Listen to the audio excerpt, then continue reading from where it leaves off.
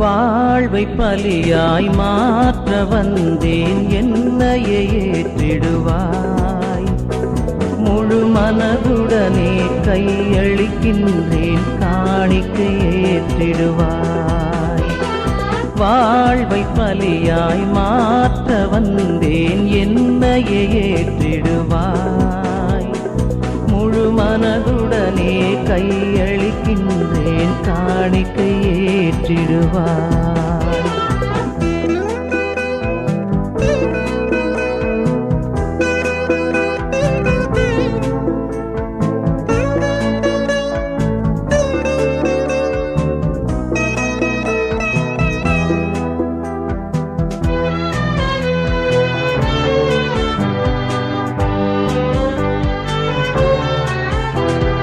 கோதுமை மணியும் திராட்சை கனியும் புது உரு பெறுவது போல்,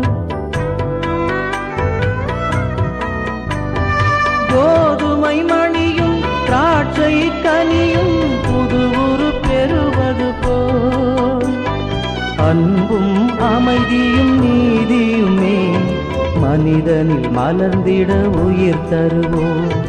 அன்பும் அமைதியும் நீதியுமே மனிதனில் மலர்ந்திட உயிர் தருவோம். வாழ்வை பலியாய் மாற்ற வந்தேன், என்னையே ஏற்றிடுவாய். முழு மனதுடனே கையளிக்கின்றேன், காணிக்கை ஏற்றிடுவாய்.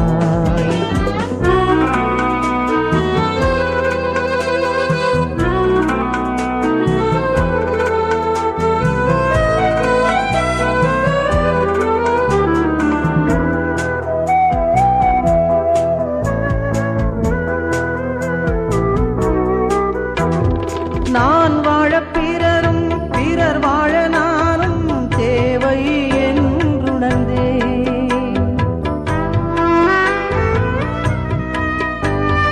நான் வாழ பிறரும், பிறர் வாழ நானும் தேவை என்றுணர்ந்தேன். சமத்துவ சோதர நோக்குடனே புது யுகம் காண்போம் அகத்தினிலே. சமத்துவ சோதர நோக்குடனே புது யுகம் காண்போம் அகத்தினிலே. வாழ்வை பலியாய் மாற்ற வந்தேன், என்னையே ஏற்றிடுவாய். முழு மனதுடனே கையளிக்கின்றேன், காணிக்கை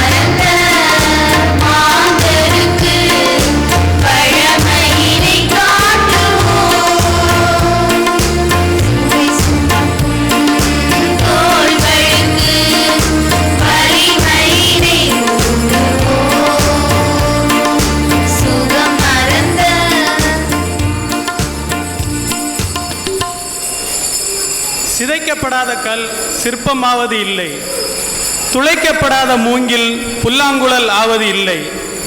மண்ணில் மடியாத விதை விருட்சமாவது இல்லை. நம்மை இழப்பதில் வாழ்வை கண்டுகொள்கின்றோம்.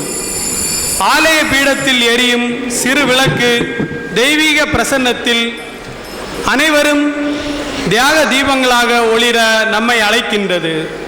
அது தீபத்தின் அர்ப்பணம். நறுமணம் வீசும் மலர்கள் இறைவனின் மகிமையை நாம் உணர துணை புரிகின்றன. அது மலர்களின் அர்ப்பணம். புகைந்து உயரும் தூபத்தின் புகை நம் இதயம் இறைவன் பால் உயர எழும்புவதற்கான பக்தி உணர்வை நம்மில் தூண்டுகிறது.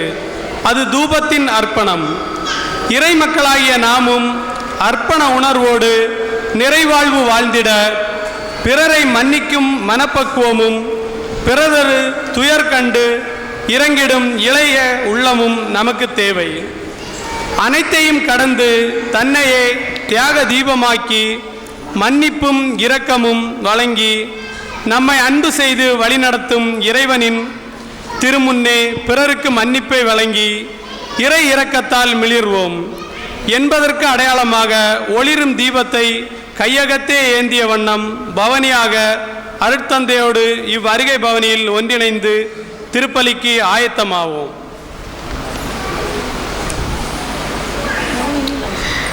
மங்கள ஆரத்தி எடுத்தும்மை அழைத்தோம் குருகுலமே வருக. மங்கள ஆரத்தி எடுத்தும்மை அழைத்தோம் குருகுலமே வருக. திருப்பாலி செலுத்திட வருக வென்றழைத்தோம் குருகுலமே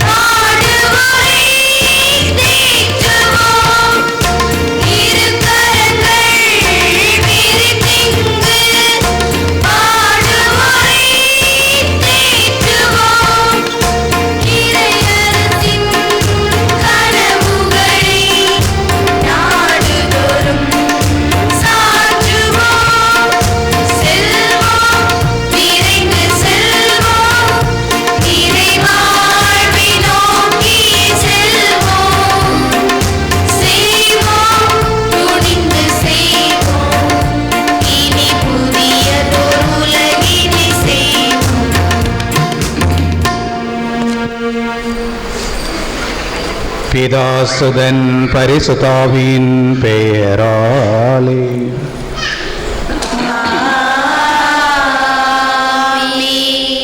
நம் ஆண்டவராகிய இயேசு கிறிஸ்துவின் அருளும் கடவுளின் அன்பும் பரிசுத்தாவின் நட்புறவும் உங்கள் அனைவரோடும் இருப்பதாக. உம்மோடும் இருப்பதாக. ஒளியேற்றுதல். ஒளிச்சுடர் எப்போதும் மேலோங்கியே ஒளிர்கிறது. தனது நிழல் என்னும் இருளை கூட அது தன்னிடம் அண்ட விடுவதில்லை.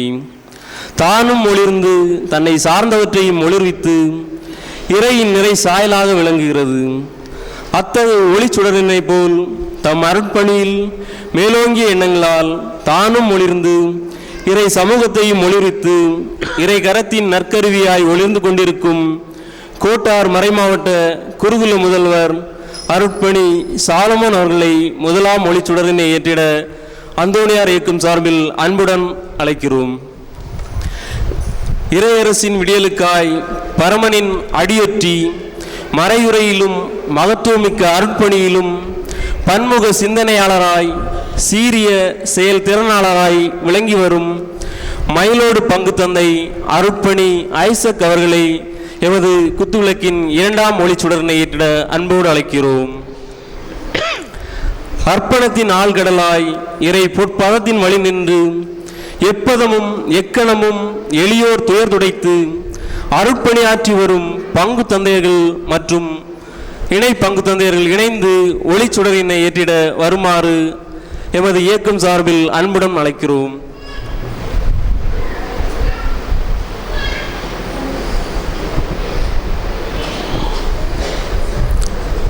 வரையிலா அன்பின் முழு நேசராய் மறை முதல்வன் தடம் பற்றி சமூக விளிமயங்களை குறையற எம்மில் விதைத்து புனித அந்தோணியார் சேவா சங்கத்தை சிறந்த முறையில் வழிநடத்தி நல்லதொரு தலைவராக விளங்கி வரும் எமது இயக்க தலைவர் பாசமிகு அண்ணன் அவர்களை ஒளிச்சுடனை ஏற்றிட அன்புடன் அழைக்கிறோம்.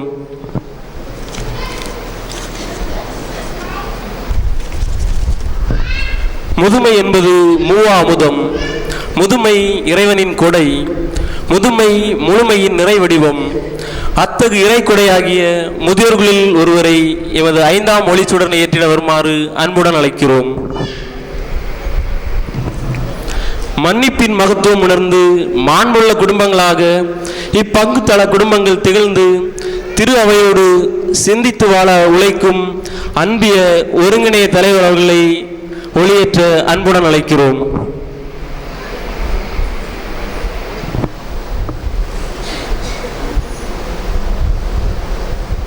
அன்புமிக்க சகோதர சகோதரிகளை, அருமையான இந்த நாளிலே ஆண்டவரை வழிபட்டு இறைவனுடைய ஆசிரியரை நிறைவாக பெற வந்திருக்கின்ற அனைவரையும் திருச்சபையின் பெயரால் அன்போடு வரவேற்கின்றோம். இத்திருப்பலியை தகுந்தவர்களை ஒப்புக் கொடுத்து இறைவனுடைய ஆசிரியரை நிறைவாக பெறுவதற்கு தடையாக இருக்கின்ற நம்முடைய பாவங்கள் குற்றங்குறைகள் எல்லாவற்றையும் ஏற்று மனவருந்தி மன்னிப்பு கேட்டு இந்த மன்னிப்பு மன்றாட்டிலே பங்கெடுப்போம். நமது பங்கின் 8ஆம் நாள் திருவிழாவினை கொண்டாட இங்கு கூடியிருக்கும் இறைமக்கள் அனைவருக்கும் இனிய திருவிழா நல்வாழ்த்துக்களை புனித அந்தோணியார் சேவா சங்கம் மற்றும் அன்பிய ஒருங்கிணையம் சார்பாக கூறிக்கொள்வதில் மகிழ்ச்சி அடைகிறோம். இன்றைய மைய சிந்தனை மன்னிப்பில் மலரும் இறை இரக்கம் என்பதாகும். கிறிஸ்தவ வாழ்வின் அடிப்படை மதிப்பீடுகளுள் ஒன்று மன்னிப்பு. எங்களுக்கு எதிராக குற்றம் செய்தவர்களை நாங்கள் மன்னிப்பது போல எங்களையும் மன்னித்தருளும் என்பது இறை இயேசு நமக்கு கற்பித்து தந்த ஜெபத்தின் முக்கிய அம்சம். கடவுளின் திருவுள்ளத்தை இந்த மண்ணில் நிறைவேற்ற வந்த இறைமகனின் செயல் திட்டங்கள் அனைத்துமே மன்னிப்பு என்ற கருப்பொருளையே மையமாக கொண்டு இயங்குகிறது. கடவுளின் இந்த மன்னிப்பு அன்பின் மாபெரும் அடையாளம். இந்த அன்பு கனியும் போது அதுவே இரக்கமாக மலர்கிறது. இறைமகன் நம்மீது கொண்ட அன்பு மற்றும் இரக்கத்தின் வெளிப்பாடுகள்தான் தனது உடலையும் உதிரத்தையும் நமக்கு திருவிருந்தாக படைத்தது. கடவுளின் இரக்கத்திற்கு எல்லை இல்லை. அது நல்லோர் பொல்லோர் என வேறுபாடு பார்க்காது. அந்த இரக்கத்தின் பிரதிபலிப்புதான் தன்னை சிலுவை மரணத்திற்கு ஒப்பு கொடுத்தோரை கூட மன்னிக்கும் உச்சமாக அமைந்தது. இந்த இறை இரக்கமும் மன்னிக்கும் பண்பும் தான் புனித பேதுருவிடம் குற்றம் புரிந்த சகோதரனை 7 முறை என்றென்று 70 முறை 7 முறை மன்னித்து கொண்டே இரு என உனக்கு சொல்கிறேன் என்று உரைக்கிறது. தனிப்பட்ட வாழ்விலும் சரி, சமூக பொது வாழ்விலும் சரி, நம் பகைவர்களையும் மன்னித்து பிறர் மீது இரக்க சிந்தனையோடு வாழ முன்வர வேண்டும். எனக்கு தீமை செய்கிறவர்களை மன்னிக்கவும், என்னை வெறுக்கிறவர்களுக்காக ஜெபிக்கவும் தேவையான அருளாற்றல் வரன்களால் நிரப்பியருளும் என்ற வேண்டுதலோடு திருப்பலிக்கு மனங்களை ஒருங்கிணைப்போம். இறையேசுவில் அன்புமிக்கவர்களே, இன்றைய நமது 8வது நாள் குடும்ப விழாவிலே பல குடும்பத்தினர் இணைந்து நன்றி பள்ளியாக இன்றைய நாளினை ஒப்புக் கொடுக்கின்றார்கள்.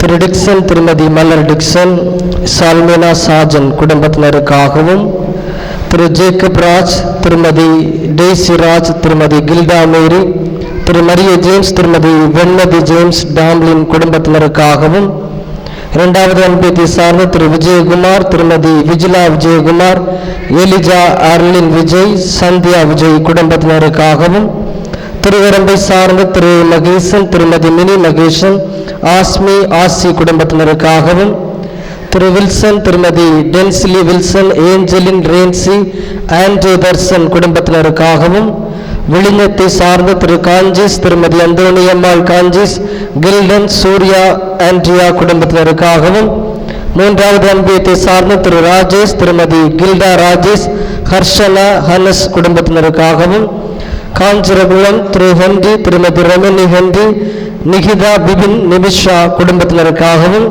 காஞ்சிரகுளத்தை சார்ந்த திருமதி விக்டோரியம்மாள் குடும்பத்தினருக்காகவும், பாலராமபுரத்தை சார்ந்த திரு வர்கீஸ், திருமதி நிர்மலா வர்கீஸ், கார்வின் அலீனா ஜெனிஃபர் குடும்பத்தினருக்காகவும், எர்ணாகுளத்தை சார்ந்த திரு ஸ்டாலின், திருமதி சகாய ஷைனி ஸ்டாலின், ஜானிஸ் ஜெனிஷா குடும்பத்தினருக்காகவும், திரு சுப்பையன், திருமதி சரசன் சுப்பையன், திரு பாபு, திருமதி சுஜி பாபு குடும்பத்தினருக்காகவும், தேரூரை சார்ந்த திருமதி மேரி பொன்னையன், ரமேஷ் லீன், திரு ஏசுதாஸ், திருமதி ராதா ஏசுதாஸ் அபி ஜனனி குடும்பத்தினருக்காகவும், தேரூரை சார்ந்த திரு மரிய கண்ணன், திருமதி உஷா கண்ணன், அஸ்வின் தர்ஷினி குடும்பத்தினருக்காகவும், நாகர்கோவிலை சார்ந்த திரு செல்வின், திருமதி நிஷா செல்வின், பெபிஸ் அம்மு குடும்பத்தினருக்காகவும், 3வது அன்பியத்தை சார்ந்த திரு மணி, திரு சகாயராஜன், திருமதி ஷீபா சகாயராஜன், அர்ச்சனராஜ், அனன்யாராஜ் குடும்பத்தினருக்காகவும்,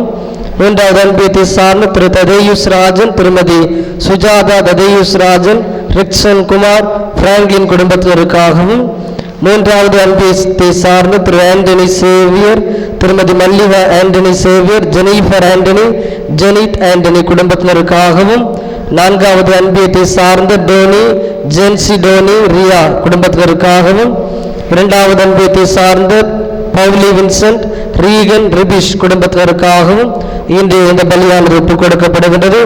இந்த குடும்பங்களை தூய ஞான பிரகாசியார் வழியாக இறைவன் நிறைவாக ஆசீர்வதிக்க வேண்டும் என்றும், சந்திக்கின்ற எல்லா துன்பங்களிலும் துயரங்களிலும் இறைவனுடன் இருக்க வேண்டும் என்றும், நன்மைத்தனங்களாலும் ஆசீர்வாதங்களாலும் என்னாலும் இவர்களை இறைவன் வழி நடத்த வேண்டும் என்று நம்பிக்கையோடு இந்த பலியிலே வேண்டுவோம்.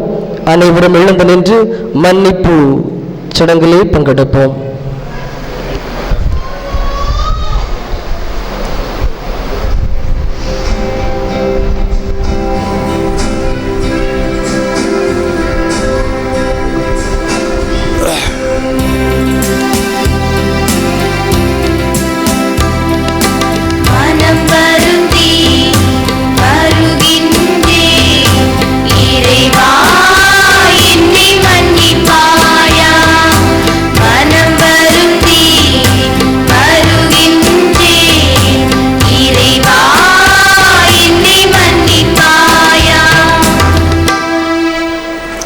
உன் பகைவனையும் நேசி என்று மொழிந்த பரம்பொருளே, அன்பு என்ற சொல்லின் அர்த்தம் அறியாதவர்களாக எங்கள் செயல்களாலும் வார்த்தைகளாலும் பிறர் மனதை புண்படுத்தியதை உணர்ந்தவர்களாக இருந்தாலும் அதற்காக அவர்களிடம் மன்னிப்பு கேட்காத தருணங்களுக்காக எங்களை மன்னியும் இறைவா, மன்னியும்.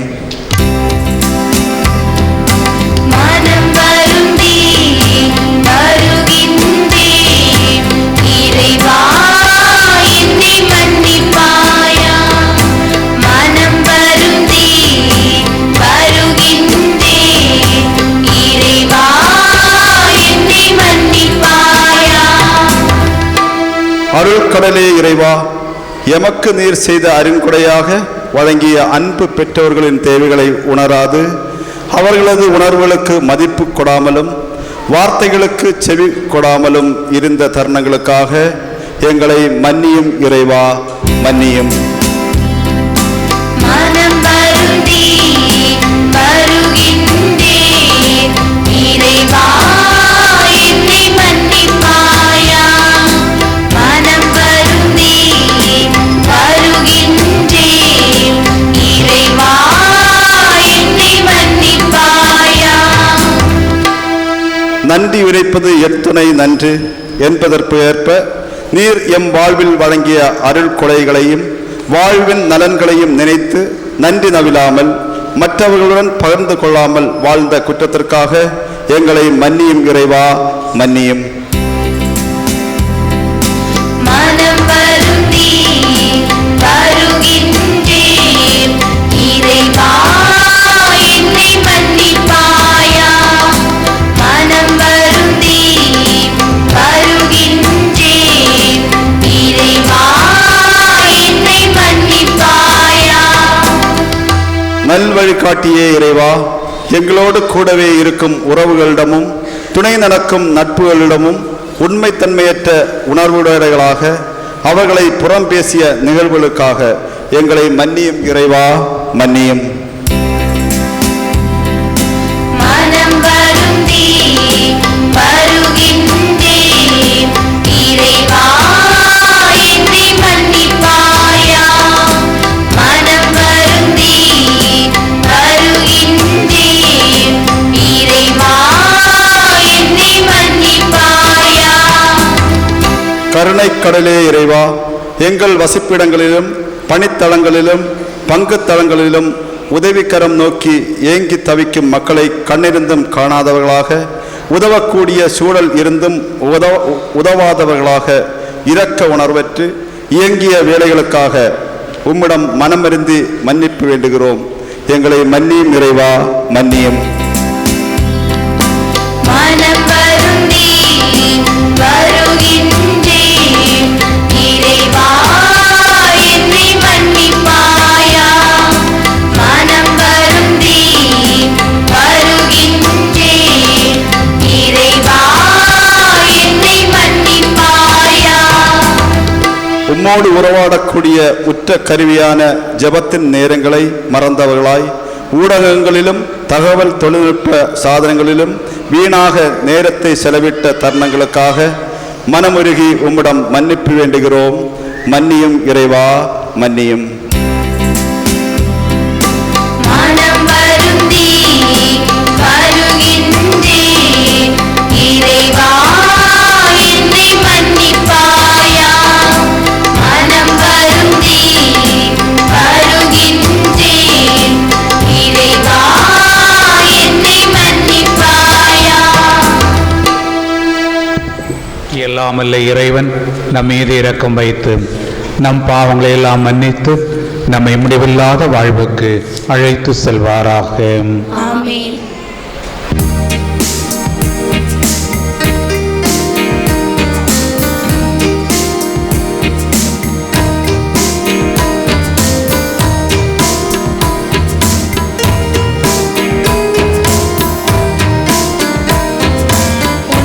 உன்னதங்களிலே இறைவனுக்கு மாட்சிமை உண்டாகுக. உலகினிலே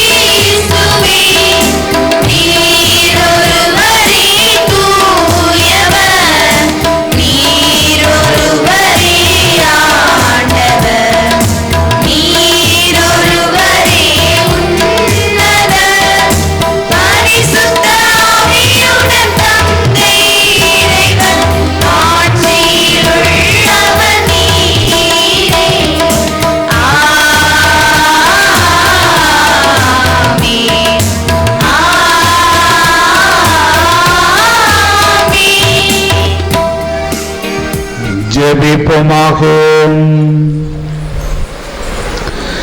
எல்லாம் வல்ல இறைவா,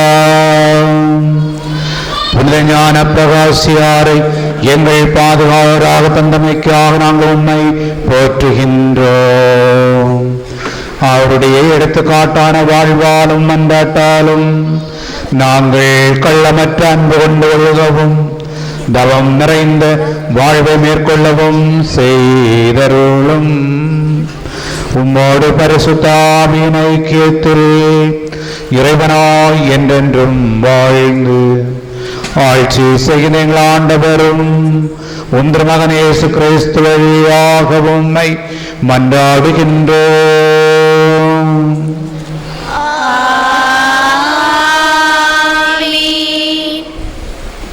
வானத்தையும் பூமியை அளக்கும் மனிதனுக்கு இறைவனின் இரக்கத்தையும் அதன் ஆழத்தையும் அளக்க முடியுமா? அது அளப்பதற்கு அப்பாற்பட்ட மறைபொருள் எப்போதும் எச்சூழ்நிலையிலும் இறைவன் நமக்கு தமது திருமுகத்தை மறைப்பதில்லை. இஸ்ராயேல் மக்கள் பெரு வாழ்வு பெற்று நேர்மையில் நிலைநாட்டப்படுவதற்கும் ஒடுக்கப்பட்ட அவர்களது நிலை உயரும் வண்ணமும் அவர்கள் மீது ஆண்டவர் காட்டிய பேரிரக்கத்தை உணர்த்தி ஆண்டவர் மன்னிப்பதில் தளராத மனதினர் என்பதை உணர்த்தும் முதல் வாசகத்திற்கு மனங்களை ஒருங்கிணைப்போம். இறைவாக்கினர் ஏசாயா நூலிலிருந்து வாசகம்.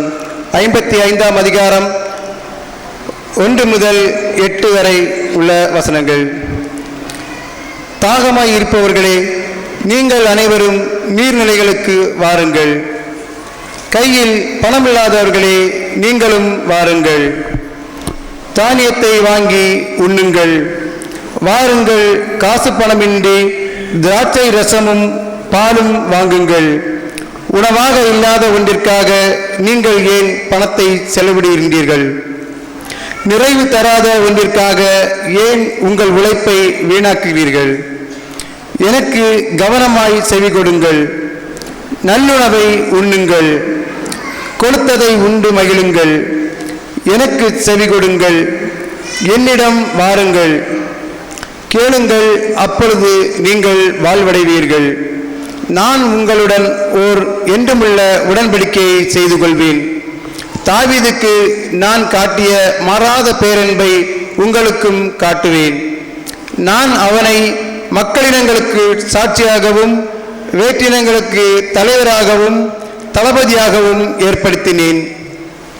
இதோ, நீ அறியாத பிற இன மக்களை அழைப்பாய். உன் கடவுளாகிய ஆண்டவரை, இஸ்ரவேலின் தூயவரை முன்னிட்டு உன்னை அறியாத பிற இனத்தார் உன்னிடம் ஓடி வருவர். ஏனெனில் அவர் உன்னை மேன்மைப்படுத்தியுள்ளார். ஆண்டவரை காண்பதற்கு வாய்ப்புள்ள போதே அவரை தேடுங்கள். அவர் அண்மையில் இருக்கும் போதே அவரை நோக்கி மன்றாடுங்கள். கொடியவர் தம் வழிமுறையையும் தீயவர் தம் எண்ணங்களையும் விட்டு விடுவார்களாக. அவர்கள் ஆண்டவரிடம் திரும்பி வரட்டும். அவர் அவர்களுக்கு இரக்கம் காட்டுவார். அவர்கள் நம் கடவுளிடம் வரட்டும். ஏனெனில் மன்னிப்பதில் அவர் தாராள மனத்தினர். என் எண்ணங்கள் உங்கள் எண்ணங்கள் அல்ல, உங்கள் வழிமுறைகள் என் வழிமுறைகள் அல்ல என்கிறார் ஆண்டவர். இது ஆண்டவர் வழங்கும் அருள்வாக்கு.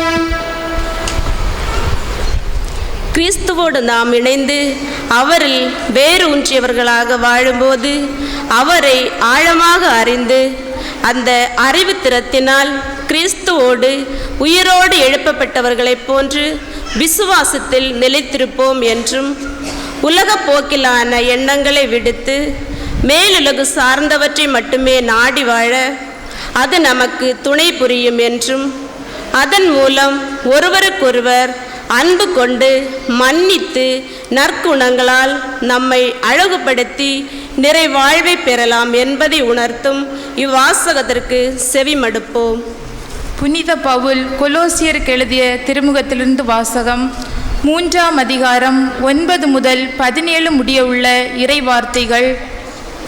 ஒருவரோடு ஒருவர் பொய் பேசாதீர்கள், ஏனெனில் நீங்கள் பழைய மனித இயல்பையும் அதற்குரிய செயல்களையும் களைந்துவிட்டு புதிய மனித இயல்பை அணிந்திருக்கிறீர்கள். அவ்வியல்பு தன்னை உண்டாக்கினவரின் சாயலுக்கேற்ப புதுப்பிக்கப்படுகிறது. இவ்வாறு நீங்கள் கடவுளை முழுமையாய் அறிய முடியும். புதுப்பிக்கப்பட்ட நிலையில் கிரேக்கர் என்றும் யூதர் என்றும் விருத்த சேதனம் பெற்றவர் என்றும் விருத்த சேதனம் பெறாதவர் என்றும் நாகரிகம் அற்றோர் என்றும் சீத்தியர் என்றும் அடிமை என்றும் உரிமை குடிமக்கள் என்றும் வேறுபாடில்லை. கிறிஸ்துவே அனைவருளும் அனைத்துமாயிருப்பார். நீங்கள் கடவுளால் தேர்ந்து கொள்ளப்பட்டவர்கள், அவரது அன்புக்குரிய இறைமக்கள். எனவே அதற்கிசைய பரிவு, இரக்கம், நல்லெண்ண, தாழ்மை, கனிவு, பொறுமை ஆகிய பண்புகளால் உங்களை அணி செய்யுங்கள். ஒருவரை ஒருவர் பொறுத்து கொள்ளுங்கள்.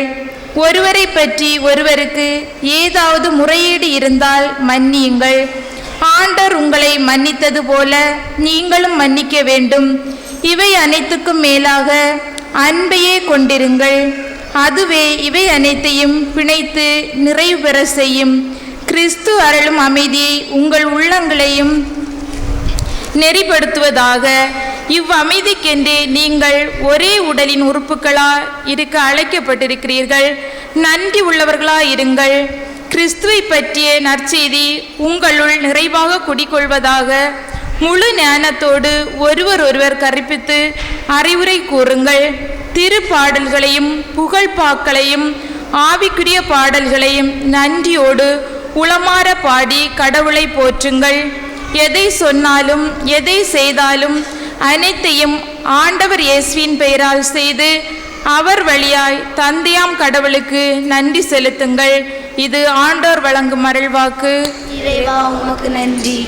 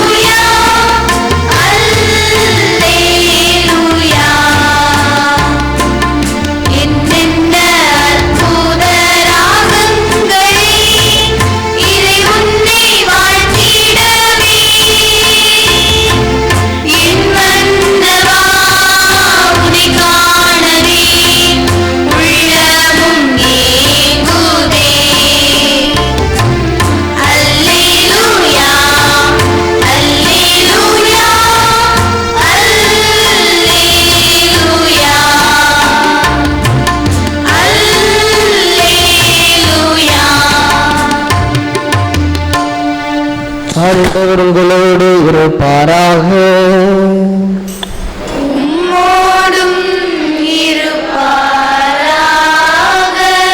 தூய மத்தேயு எழுதிய பரிசுத்த நற்செய்தியிலிருந்து வாசகம். ஆண்டவரே உமக்கு மகிமை.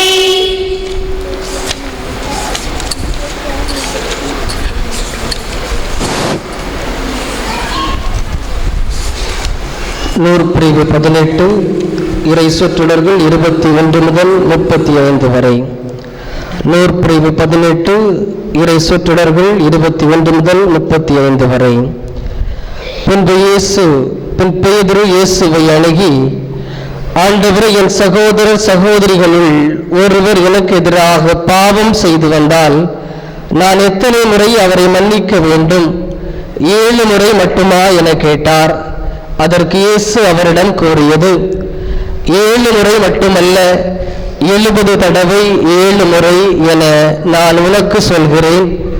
விண்ணரசை பின்வரும் நிகழ்ச்சிக்கு ஒப்பிடலாம். ஒரு அரசர் தம் பணியாளர்களிடம் கணக்கு கேட்க விரும்பினார். அவர் கணக்கு பார்க்க தொடங்கிய பொழுது அவரிடம் 10,000 தாலந்து கடன் பட்ட ஒருவனை கொண்டு வந்தனர். அவன் பணத்தை திருப்பி கொடுக்க இயலாத நிலையில் இருந்தான்.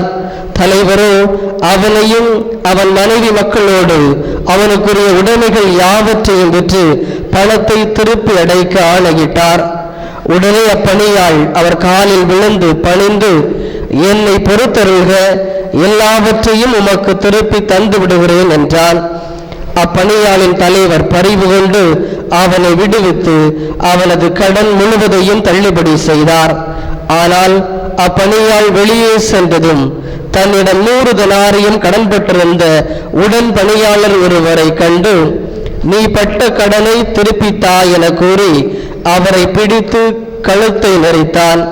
உடனே அவனுடைய உடன்பணியாளர் காலில் விழுந்து, என்னை பொறுத்தருள்க, நான் திருப்பி கொடுத்து விடுகிறேன் என்று அவனை கெஞ்சி கேட்டார். ஆனால் அவன் அதற்கு இசையாது கடனை திருப்பி அடைக்கும் வரை அவரை சிறையில் அடைத்தான். அவருடைய உடன்பணியாளர்கள் நடந்ததை கண்டபோது மிகவும் வருந்தி தலைவரிடம் போய் நடந்தவற்றையெல்லாம் விளக்கி கூறினார்கள். அப்போது தலைவர் அவனை வரவழைத்து, பொல்லாதவனை, நீ என்னை வேண்டிக் கொண்டதால் அந்த கடன் முழுவதையும் உனக்கு தள்ளுபடி செய்தேன். நான் உனக்கு இரக்கம் காட்டியது போல நீயும் உன் உடன்பணியாளருக்கு இரக்கம் காட்டியிருக்க வேண்டும் அல்லவா என்று கேட்டார். அத்தலைவர் சினம் கொண்டவராய் அனைத்து கடனையும் அவன் ஒப்படைக்கும் வரை அவனை வதைப்போரிடம் ஒப்படைத்தார். உங்களில் ஒவ்வொருவரும் தம் சகோதர சகோதரிகளை மனமாற மன்னிக்காவிட்டால் விண்ணுலகில் இருக்கும் என் தந்தையும் உங்களை மன்னிக்க மாட்டார். இது வாழ்வு தரும் கிறிஸ்துவின் நற்செய்தி.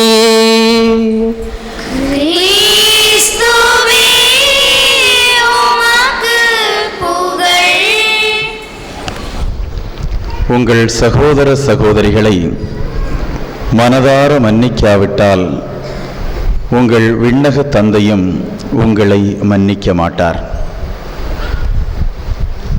விண்ணக தந்தையினுடைய மன்னிப்பை பெறுவதற்கு இங்கே இருக்கக்கூடியதில் நமக்கு யாருக்காவது அருகதை இருக்கிறதா? யாருக்கும் கண்டிப்பாக இருக்காது. ஏன்னா நாம் நம்முடைய சகோதர சகோதரிகளை மனதார மன்னிப்பதில்லை.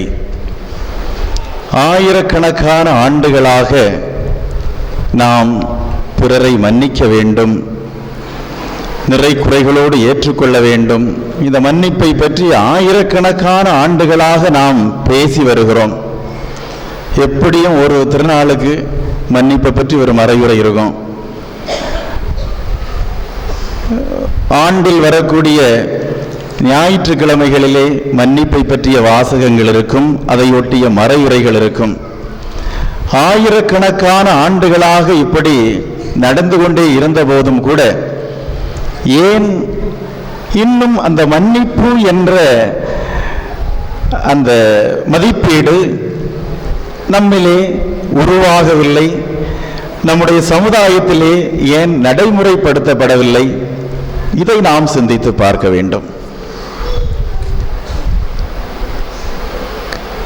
ஏனென்றால் மனிதர்களுடைய மனங்களிலே ஒவ்வொருவரும் தாங்கள் என்ன நினைக்கிறார்களோ அதுபோல உலகம் இயங்க வேண்டும் என்று நினைக்கிறார்கள். அல்லது ஒருவனை விட நான் குறைந்தவன் அல்ல என்ற ஒரு மனநிலை. யார் பெரியவர்?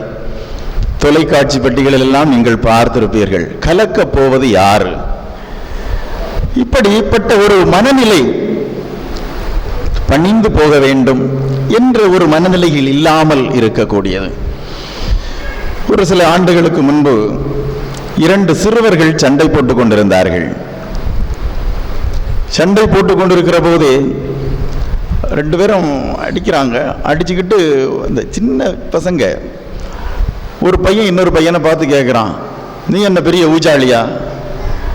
மாறி மாறி உன்னை விட நான் பெரியவன் என்பதை நிரூபிக்க வேண்டும் என்பது இன்றைய போட்டிகள் நிறைந்த உலகத்திலே அத்தியாவசியமான ஒன்றாக நாம் கருதி கொண்டிருக்கின்றோம். சில இடங்களிலே பங்கு தந்தையர்கள் ஏதாவது பங்கு சார்ந்த அல்லது ஒழுங்கு நடவடிக்கைகள் எடுக்கின்ற போது ஒரு சிலர் ரொம்ப பெருந்தன்மையாக சொல்லுவாங்க, சாமியாருக்கு அவனை மன்னிச்சா என்ன? இப்படி சொல்வதையும் நாம் கேட்டிருக்கின்றோம். இப்படி பார்க்கின்ற போது ஒருவருக்கொருவர் யார் பெரியவர் என்ற மனநிலைகள், அருள் பணியாளர் தானே, அவர் மற்றவர்களை மன்னித்தால் என்ன என்று எண்ணக்கூடிய எண்ணங்கள், விட்டு கொடுக்க இயலாத மனநிலைகள், இவற்றையெல்லாம் பார்க்கின்ற போது மன்னிப்பு என்று சொல்லக்கூடியது ஒரு எளிதான ஒரு காரியம் அல்ல என்பது மட்டும் புரிகிறது. அப்படி என்றால் மன்னிப்பு என்பதற்கு நாம் எப்படி பொருள் கொள்வது, அதை நடைமுறைப்படுத்துவதற்கு நாம் என்னென்ன காரியங்களை செய்ய வேண்டி இருக்கிறது என்பதை சற்று ஆழமாகவே சிந்திப்பது அத்தியாவசியமான ஒன்றாக இருக்கிறது. கடவுள் உங்களை மன்னித்தது போல நீங்களும் உங்கள் சகோதர சகோதரிகளை மன்னிக்க வேண்டும்.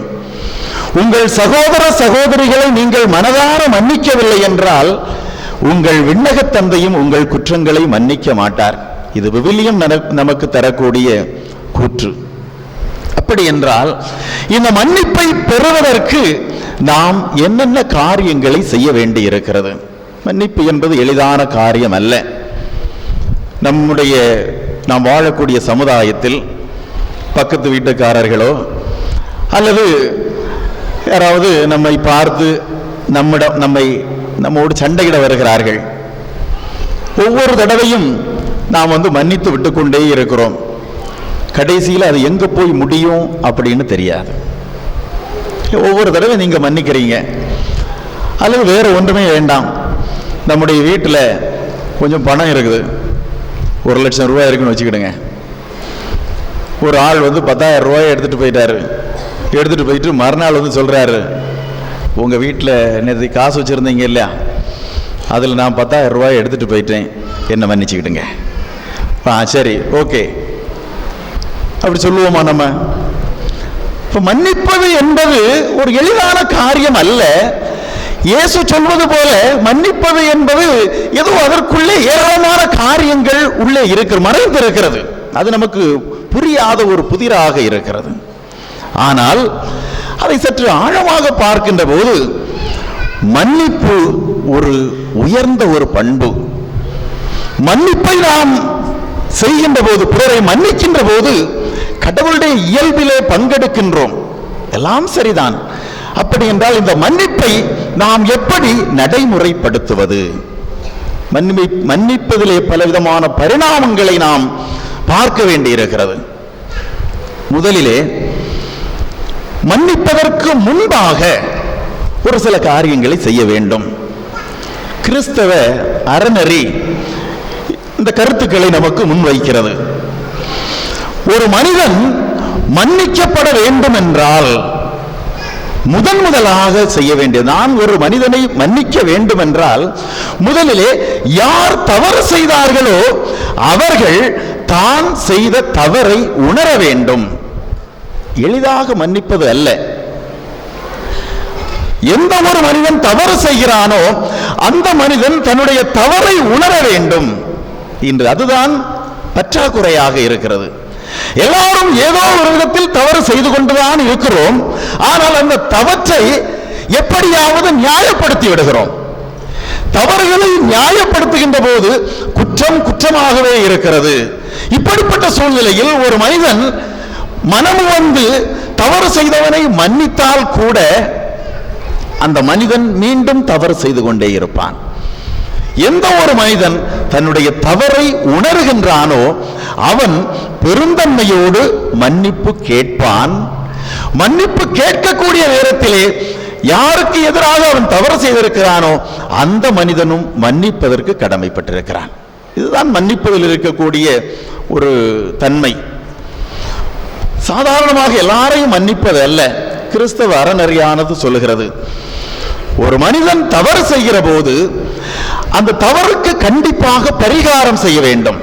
நான் முதலிலே சொன்னேன், உங்களுடைய வீட்டில் இருக்கக்கூடிய 10,000 ரூபாயை எடுத்துக்கொண்டு சென்றவன் மறுநாள் வந்து, நான் உங்க வீட்டில் இருந்த 10,000 ரூபாய் எடுத்துட்டேன், தயவு செய்து என்னை மன்னிச்சுக்குங்க அப்படி என்று சொல்லுகிற போது மன்னிப்பதை விட அந்த மனிதன் தன்னுடைய தவறை உணர்ந்திருக்கிறான், ஆனால் அவன் அதற்கு கண்டிப்பாக பரிகாரம் செய்ய வேண்டும். அந்த 10,000 ரூபாயை திருப்பி கொடுத்து, நான் ஒரு தேவையிலோ அல்லது ஏதோ தெரியாமல் எடுத்து விட்டேன், எனவே ஒரு தேவைக்காக எடுத்து விட்டேன், தவறு அதை உணர்கிறேன், எனவே இதை வைத்துக் கொள்ளுங்கள் என்று அந்த 10,000 ரூபாயை திருப்பி கொடுத்து அவன் மன்னிப்பு கேட்கிறான் என்றால் மட்டும்தான் அவன் மன்னிப்பு பெறுவதற்கு தகுதியானவன். யார் அவனுடைய குற்றங்களை மன்னிக்கிறார்களோ அதுவும் சமமாக இருக்கும். எனவே ஒரு தவறு செய்கிற போது அந்த தவறை உணர்வதும் அந்த தவறுகளுக்கு பரிகாரம் செய்வதும் மன்னிப்பினுடைய அந்த பட்டியல் அல்லது மன்னிப்பினுடைய பாதையில் வரக்கூடியவை. இணைச்சட்ட நூல் சொல்லுகிறது, நீ உன்னுடைய சகோதர சகோதரிக்கு எதிராக குற்றம் செய்கிற போது அல்லது அவருடைய உடைமைக்கு நீ தீங்கு விளைவிக்கின்ற போது அதை 2 மடங்காக திருப்பி கொடுக்க வேண்டும். அப்படி என்றால்தான் அந்த மன்னிப்பு முழுமை பெறும் என்று சொல்லுகிறார். 10,000 ரூபாய் திருடினால் 10,000 ரூபாயோடு கொடுக்க கூடாது, 20,000 ரூபாய் கொண்டு கொடுத்து நீ பரிகாரம் தேடிக்கொள்ள வேண்டும் என்று இணைச்சட்ட நூல் சொல்லுகிறது. இதே கருத்தை இயேசுவினுடைய வாழ்க்கையிலே சக்கேயு சந்திக்கின்ற போது அங்கே நாம் பார்க்க முடியும். சக்கேயு ஒரு பெரிய பாவி, மக்கள் எல்லாம் அவனை வெறுத்தார்கள். ஆனால் ஆண்டவரை அவன் சந்திக்கின்ற போது அவன் தன்னுடைய தவறுகளை எல்லாம் உணர்கிறான். அப்போது ஆண்டவருடைய முன்னிலையிலே அவன் பாவ அறிக்கை செய்கிறான். ஆண்டவரே, என்னுடைய உடைமைகளில் பாதியை ஏழைகளுக்கு கொடுத்து விடுகிறேன். இது எதற்காக என்பதை நான் பின்னர் சொல்லுகிறேன். என்னுடைய உடைமைகளில் பாதியை ஏழைகளுக்கு கொடுத்து விடுகிறேன். யாரையாவது ஏமாற்றி எதையாவது கவர்ந்திருந்தால் அதை 4 மடங்காக திருப்பி கொடுத்து விடுகிறேன் என்று சொல்லுவார். சக்கேயு ஆண்டவரை பார்த்து சொல்ல, இணைச்சட்ட நூல் 2 மடங்காக திருப்பி கொடுக்க வேண்டும் என்று சொல்லுகிறது. ஆனால் சக்கேயு சொல்லுகிறார், நான் யாரையாவது ஏமாற்றி எதையாவது கவர்ந்திருந்தால் அதை 4 மடங்காக திருப்பி கொடுத்து விடுகிறேன் என்று சொல்லுகிறார். அப்போது ஆண்டவர் சக்கேயுவை பார்த்து சொல்லுகிறார், இன்று இந்த வீட்டிற்கு மீட்பு உண்டாயிற்று. ஒரு மனிதனுடைய வாழ்க்கையிலே புது வாழ்வு, ஒரு மனிதனுடைய வாழ்க்கையிலே மீட்பு, ஒரு மனிதனுடைய வாழ்க்கையிலே சந்தோஷம், ஒரு மனிதனுடைய வாழ்க்கையிலே நிறைவு எப்பொழுது வருகிறது என்றால், ஒரு மனிதன் தன்னுடைய தவறுகளை உணர்ந்து அந்த தவறுகளுக்கு ஏற்ற பரிகாரம் செய்கிற போதுதான் அவனுடைய வாழ்க்கையிலே மகிழ்ச்சி பிறக்கிறது. என்னுடைய உடைமைகளிலே பாதி ஏழைகளுக்கு கொடுத்து விடுகிறேன் என்று சக்கேயு சொன்னது எதற்காக என்றால், இன்றைக்கு நாம் பல தவறுகளை செய்கிறோம். ஒரு சில தவறுகளுக்கு பரிகாரம் தேடிக்கொள்ள முடியும். குறிப்பாக ஒரு மனிதனுடைய உடைமையை நாம் திருடிவிட்டோம், அந்த உடைமைக்கு பதிலாக அதே போல ஒன்று இல்லை என்றால் அதற்கு ஏற்ற ஒரு குறிப்பிட்ட தொகை அதை கொடுத்து நாம் பரிகாரம் தேடிக்கொள்ள முடியும். அல்லது இணைச்சட்டம் சொல்வது போல அதற்கு 2 மடங்காக கொடுத்து நாம் பரிகாரம் தேடிக்கொள்ள முடியும். ஆனால் ஒரு சில பாவங்களுக்கு நம்மால் நேரடியாக பரிகாரம் தேடிக்கொள்ள முடியாது. எப்படிப்பட்ட பாவங்கள் என்றால், நாம் பலருடைய பெயரை கெடுத்திருப்போம். இல்லாதது பொல்லாதது எல்லாம் பேசி மற்றவருடைய வாழ்க்கையில் அவர்களுடைய நற்பெயருக்கு களங்கம் விளைவித்திருப்போம். இந்த பாவங்களுக்கு, இப்படிப்பட்ட பாவங்களுக்கு நாம் எந்த விதத்திலும் பரிகாரம் தேடிக்கொள்ள முடியாது. எனவே இப்படிப்பட்ட பாவங்களுக்கு பரிகாரமாகத்தான் நாம் தவக்காலங்களிலே ஒருத்தல் முயற்சிகளை செய்கின்றோம். ஏழைகளுக்கு நம்மால் இயன்றவற்றை தாராளமாக செய்கின்றோம். எதற்காக? நம்மால் பரிகாரம் தேடிக்கொள்ள முடியாத பாவங்களுக்கு பரிகாரம் தேடிக்கொள்வதற்காக. பரிகாரம் தேடிக்கொண்டு மீண்டும் மீண்டும் அந்த தவறுகளை செய்யக்கூடாது. ஆனால் நாம் வாழக்கூடிய சமுதாயத்திலே நாம் செய்யக்கூடிய தவறு என்ன? மீண்டும் மீண்டும் மனிதர்களுடைய நற்பெயருக்கு களங்கம் விளைவித்துக் கொண்டிருக்கின்றோம். பிறருடைய பெயரை கெடுத்து விடுகின்றோம். ஒரு மனிதரை பற்றி ஒரு சிறிய விஷயம் இல்லாதது ஏதாவது கேள்விப்பட்டால் அதற்கு கண், காது, மூக்கு எல்லாம் வைத்து ஒரு பெரிய உருவமாக அதை சித்தரித்து வெளியிலே தம்பட்டம் அடித்துக் கொண்டிருக்கின்றோம். இதுதான் நாம் செய்யக்கூடிய பெரிய தவறு. இவற்றுக்கும் நாம் பரிகாரம் தேட வேண்டும். அது ஏழைகளுக்கு செய்வதன் வழியாக. அதோடு இப்படிப்பட்ட தவறுகளையும் நாம் நிறுத்திக் கொள்ள வேண்டும். நாம் இப்படிப்பட்ட தவறுகளை நாம் எப்பொழுது உணர்ந்து கொள்ளுகின்றோமோ அப்பொழுது அதற்கான பரிகாரத்தை தேடுவோம். சம்பந்தப்பட்ட நபர்களிடம் சென்று மன்னிப்பு கேட்போம். அந்த மன்னிப்பு தான் இறை இரக்கத்தை நிறைவாக பெற்றுத்தரும். உண்மையான மன்னிப்பை நாம் பெறுவதற்கு இந்த காரியங்களை எல்லாம் செய்ய வேண்டியிருக்கிறது. அப்படி என்றால் உண்மையான மன்னிப்பு எப்பொழுது, அந்த மன்னிப்பை நாம் அடைகின்ற போது நாம் என்ன நன்மைகளை பெறுகின்றோம்? உண்மையான மன்னிப்பு இப்படிப்பட்ட நடைமுறைகளிலே இருக்கிறது. இந்த உண்மையான மன்னிப்பை நாம் அடைகின்ற போது நம்முடைய வாழ்வுக்கு ஏற்படக்கூடிய பயன் என்ன? நம்முடைய வாழ்வுக்கு நாம் இறைவனுடைய மன்னிப்பை அல்லது நம்முடைய தவறுகளை உணர்ந்து நியாயப்படுத்தாமல் நம்முடைய தவறுகளை உணர்ந்து மன்னிப்பு கேட்கக்கூடிய பெருந்தன்மை நமக்கு வருகிற போது நாம் இறைவனுடைய மன்னிப்பை நிரம்ப பெறுகின்றோம். இறைவனுடைய இயல்பிலே பங்கெடுக்கின்றோம். இறைவனுடைய இயல்பு வாசகங்களில் நாம் வாசிக்க கேட்டோம். அவர் மன்னிப்பதிலே தாராள உள்ளத்தினர். கடவுளுடைய மன்னிப்பை பற்றி சொல்லுகிற போது விவிலியம் சொல்லுகிறது, அவர் மன்னிப்பதிலே தாராள குணத்தினர். இன்றைய நடைமுறையில் கூட நாம் அதை பார்த்து கொண்டிருக்கின்றோம். நாம் மன்னிப்பதற்கு தயக்கம் காட்டிக்கொண்டு எதற்கு முனைப்பு காட்டுகின்றோம்? பழி வாங்குவதற்கு முனைப்பு காட்டுகின்றோம். பிறர் சகோதரர் நம்மை பார்த்து ஒரு வார்த்தை பேசிவிட்டால் அதற்கு பதிலாக 2 வார்த்தை பேசவில்லை என்றால் நமக்கு தூக்கம் வராது. அந்த இடத்தை விட்டு நாம போக மாட்டோம். நம்முடைய சகோதரன் ஒரு முறை அடித்து விட்டால் நாம் அவனுக்கு 2 அடி கொடுக்காமல் நாம் அந்த இடத்தை விட்டு போக மாட்டோம். இப்படிப்பட்ட சூழ்நிலையில் மன்னிப்பு நமக்கு எப்படி வரும்?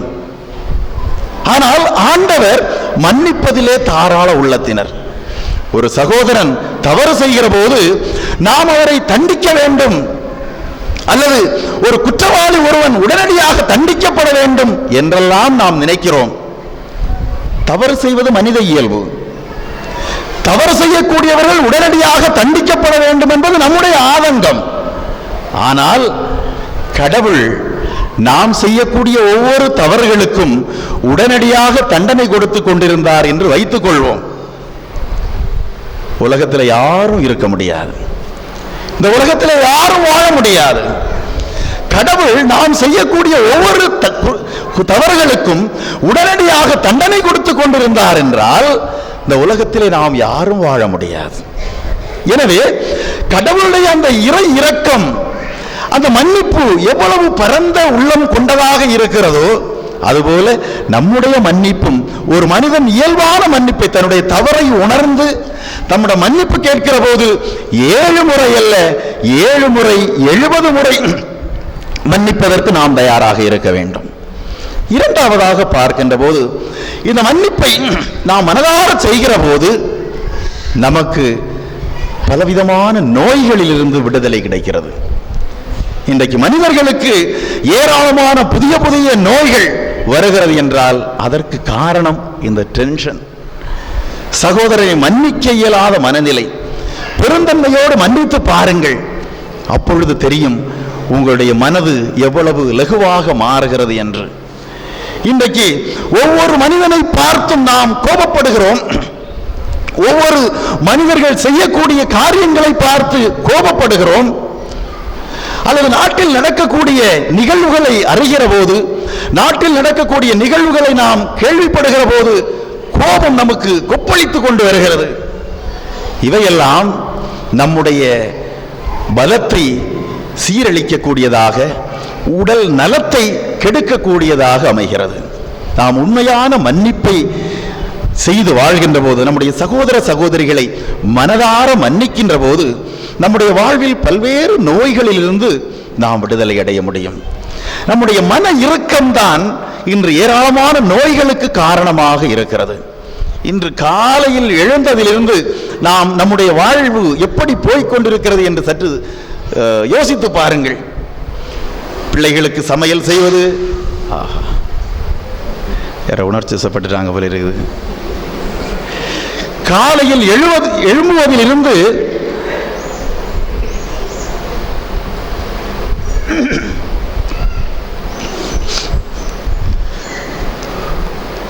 நம்முடைய பிள்ளைகளை பள்ளிக்கூடத்திற்கு அனுப்புவது, அவர்களுக்கு தேவையான உணவு மற்றும் பள்ளிக்கூட புத்தகங்களை எல்லாம் அடுக்கி எடுத்து கொடுப்பது, பிறகு கணவரை வேலைக்கு அனுப்புவது, வீடு அல்லது மனைவிக்கு வேலைக்கு செல்ல வேண்டியிருக்கும், வேலைக்கு செல்லவில்லை என்றால் வீட்டில் இருக்கக்கூடிய பிள்ளைகளுக்கான துணிமணிகள், இன்னும் வீட்டை சுத்தமாக ஆக்குவது அல்லது வெளியிலே சில பணிகளுக்காக செல்வது, இன்று காலையிலிருந்து தொடங்கி இரவு வரை எப்போது பார்த்தாலும் மனிதனுடைய வாழ்க்கை ஒரு ஓய்வில்லாமல் உழைத்து கொண்டு டென்ஷனாக இருக்கக்கூடிய ஒரு நிலையைத்தான் நாம் இன்று பார்த்து கொண்டிருக்கின்றோம். இந்த நேரத்தில் யாராவது ஒருத்தர் நம்மோடு அன்போடு பேசுவதற்கு வந்தால் கூட பல நேரங்களில் எரிந்து விழக்கூடிய ஒரு சூழ்நிலை. மாலை நேரத்திலே பிள்ளைகள் பள்ளிக்கூடத்தில் நடந்த நிகழ்வுகளை சந்தோஷமாக சொல்ல வருகிற போது அதை கூட பொறுமையாக கேட்க இயலாத பெற்றோர்கள் இன்று ஏராளம் இருக்கிறார்கள். இப்படி பார்க்கின்ற போது மனித வாழ்க்கை மன அழுத்தத்திலும் படபடப்பிலும் கோபத்திலும் பொறாமையிலும் இன்னும் பழிவாங்க வேண்டும் என்ற எண்ணத்திலும் தான் மனித வாழ்க்கை சென்று கொண்டிருக்கிறது. இவையெல்லாம் படிப்படியாக நம்முடைய வாழ்விலிருந்து அகன்றால் மட்டும்தான் நாம் பிறரை அன்போடு மன்னித்து ஏற்றுக்கொள்ளக்கூடிய மனநிலை வரும். இல்லை என்றால் இயல்பாக வரக்கூடியவர்களிடம் கூட நாம் எரிந்து விழக்கூடிய மனநிலையில் தான் நாம் இருப்போம். எனவே அன்புக்குரியவர்களே, ஆண்டவருடைய மன்னிப்பை நாம் பெற வேண்டும் என்று எதிர்பார்க்கின்றோம். ஆனால் நாம் முதலில் இந்த மன்னிப்பு என்ற அந்த மதிப்பீட்டை கடைபிடிப்பதற்கு முன்பாக முதலிலே நாம் செய்ய வேண்டியது ஒவ்வொருவரும் நாம் செய்யக்கூடிய தவறுகளை உணர்ந்து கொள்வது. தன்னுடைய தவறுகளை நியாயப்படுத்தக்கூடியவர்கள் எப்போதும் தன்னுடைய தவறிலிருந்து திருந்தவே மாட்டார்கள். எனவே ஒவ்வொரு மனிதனும் தன்னுடைய வாழ்வை சீர்தூக்கி பார்க்க வேண்டும். என்னுடைய வாழ்வு எப்படி இருக்கிறது? நான் பிறருக்கு எதிராக என்னென்ன காரியங்களை செய்து கொண்டிருக்கிறேன், இந்த சமூகத்திற்கு எதிராக என்னென்ன காரியங்களை செய்து கொண்டிருக்கிறேன் என்று ஒவ்வொரு மனிதனும் தன்னுடைய வாழ்வை சீர்தூக்கி பார்க்க வேண்டும், தன்னுடைய தவறுகளை உணர வேண்டும். இரண்டாவது, நாம் யாருக்கு எதிராக தவறு செய்திருக்கின்றோமோ அந்த நபரை சந்தித்து அவரிடம் மன்னிப்பு கேட்பதற்கான அந்த தாழ்ச்சியான மனநிலை வர வேண்டும். அது வந்து தாழ்ச்சியினுடைய வெளிப்பாடுதான். மன்னிப்பு கேட்க வேண்டிய தாழ்ச்சியான மனநிலை நமக்கு வர வேண்டும். மூன்றாவதாக, நம்மிடம் யார் இந்த தாழ்ச்சியான உள்ளத்தோடு மன்னிப்பு கேட்கிறார்களோ அவர்களை கடவுள் எவ்வாறு நம்மை மன்னிக்கிறாரோ அதுபோல என்ன பெரிய தவறாக இருக்கட்டும், அதான் ஆண்டவர் சொல்றார், 7 முறை அல்ல 70 முறை உன்னுடைய சகோதரன் வந்து நான் தவறு செய்து விட்டேன் என்னை மன்னித்துக்கொள் என்று உணர்ந்து கேட்கிறான் என்றால் எந்த பிரதிபலனும் எதிர்பாராமல் அவனை தாராள உள்ளத்தோடு மன்னிப்பதற்கு நாம் கற்றுக்கொள்ள வேண்டும். அப்படி என்றால் ஆண்டவர் கொண்டு வந்த இந்த மன்னிப்பு என்ற மதிப்பீடு நம்முடைய சமுதாயத்தில் மலரும்.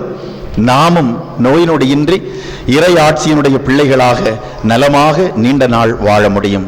அதற்கான அருளையும் ஆற்றலையும் கேட்டு தொடர்ந்து இந்த பலியிலே நாம் ஜெபிப்போம். ஆமென். அன்புமிக்க சகோதர சகோதரிகளே, நாம் அனைவரும் எழுந்து நம்மை படைத்து பராமரித்தோர் இந்த இறைவனிடத்திலே நம்முடைய தேவையெல்லாம் எடுத்துக்கோரி பக்தியோடும் நம்பிக்கையோடும் மன்றாடுவோம்.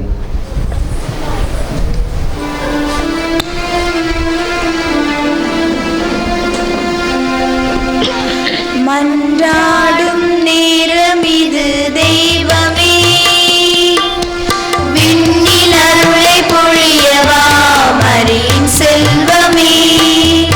மன்றாடும் நேரம் தெய்வமே, விண்ணில் அருளை பொழியவா மரியின் செல்வமே. திருச்சபைக்காக மன்றாடுகிறோம். அடைக்கலப்பாறையே இறைவா, சாதாரண மனித ஆன்மாவை உயர்ந்த உன்னதராம் கடவுளின் அசாதாரண ஆன்மாவோடு ஒன்றிணைக்க செய்யும் இசைக்கருவிகளாக செயல்பட்டு வரும் திருத்தந்தை, ஆயர்கள், குருக்கள், கன்னியர்கள் ஆகிய அனைவரையும் உம் பாதம் தருகிறோம். உம் பணியில் நிலைத்திட அவர்களுக்கு நல்ல உடல் நலனையும் உமதன்பையும் சதாகாலமும் உய்த்துணர நல்ல உள நலத்தையும் உமது மறு உருவாய் மாறிட நல்ல ஆன்ம நலத்தையும் தந்து உமது கண்ணின் மணியாய் அவர்களை காத்து வழிநடத்திட வேண்டுமென தந்தையே உம்மை மன்றாடுகிறோம். மன்றாடும் நேரமிது தெய்வமே, விண்ணில் அருளை பொழியவா மரியின் செல்வமே. நாட்டு தலைவர்களுக்கான மன்றாடுகிறோம்.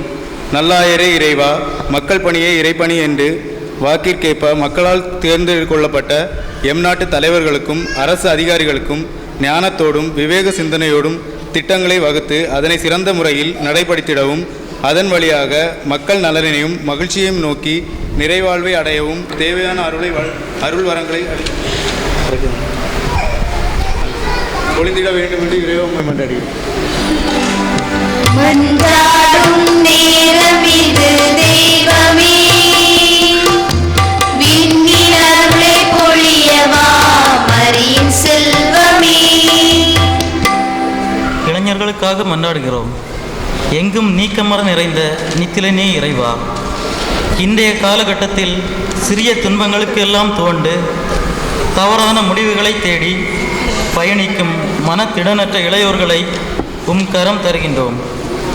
உமது சோதனைகளின் போதும் பாடுகளின் போதும் உம் தந்தையின் உடனிருப்பால் அவற்றையெல்லாம் நீர் வென்றெடுத்தது போல எமது இளையோர்களும் கடவுள் நம்மோடு இருக்கிறார், நம்முள் இருக்கிறார், நமது செயல்களில் எல்லாம் உடனிருக்கிறார் என்ற இறை பிரசன்னத்தால் உந்தப்பட்டு தங்களது துன்பங்களின் போதும் சோதனைகளின் போதும் மனம் தளராது திடம் பெற்றவர்களாக வாழ வரம் அருள வேண்டும் என தந்தையே உம்மை மன்றாடுகிறோம்.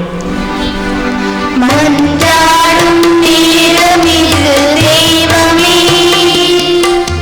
விண்ணில் அருளை பொழியவா மரியின் செல்வமே.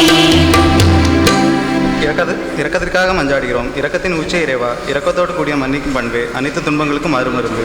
அது உள்ளத்தின் வெற்றிடத்தை நிரப்ப வல்லது என்பதை நாங்கள் உணர்ந்தவர்களாய் மன்னிப்பு பிறருக்கு இறங்குவதுதான் நிறைவாழ்வு என்ற உள்ளார்ந்த உண்மையை பிறருக்கு ஏற்றுக்கொண்டவர்களாய் ஒருவரை ஒருவர் அன்பு செய்து வாழவும் அதன் மூலம் மனிதம் புனிதம் பெறவும் எங்களில் நிறைய அருளை பொழிந்திட வேண்டுமென்று தந்தையை உம்மை மன்றாடுகிறோம். மன்றாடும் நேரமிது தெய்வமே, விண்ணில் அருளை பொழியவா மரியின் செல்வமே. முதியோர்களாக மன்றாடுகிறோம்.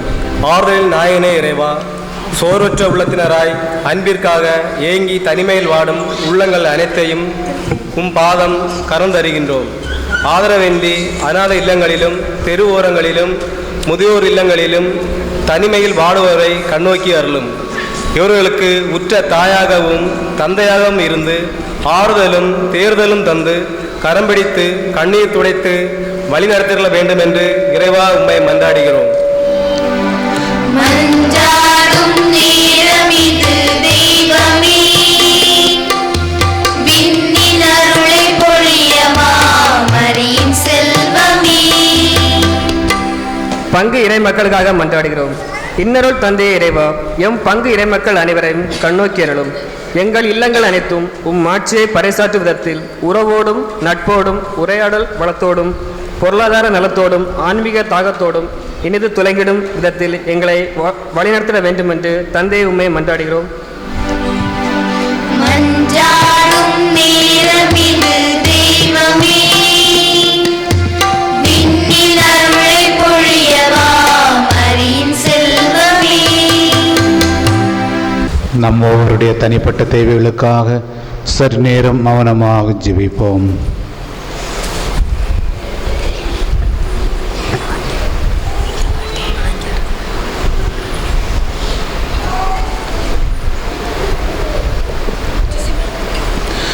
எல்லாமல்ல இறைவா, உம்முடைய பிள்ளைகளாகிய நாங்கள் மிகவும் நம்பிக்கையோடு கேட்ட விண்ணப்பங்களை எல்லாம் உம்முடைய இரக்கத்தையும் தாராள குணத்தையும் முன்னிட்டு மிக விரைவாக பெற்றுக்கொள்வோமாக.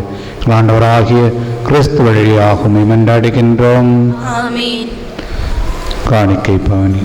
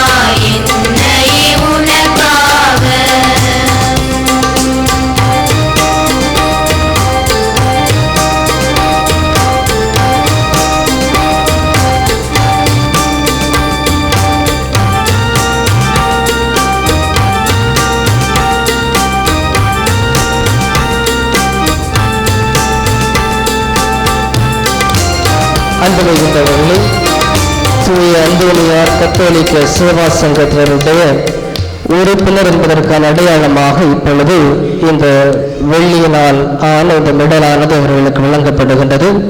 இவர்கள் இந்த மெடலை தாங்கி நடக்கின்ற போது உண்மையான தியாக மனப்பான்மையும் சேவை செய்கின்ற எண்ணத்தையும் இவர்கள் கொண்டு என்னாலும் இந்த உறுப்பினர்களாக இருந்து இந்த பகுதியில் நல்பணி ஆற்றுவதற்கான அடையாளமாக இது இவர்களுக்கு கொடுக்கப்படுகின்றது. இந்த நிகழ்வினை நமது அருள் தந்தை சாலமன் அவர்கள் அவர்களுக்கு அணிந்து இதை உறுப்பினர்களாக அவர்களை சேர்ப்பார்கள்.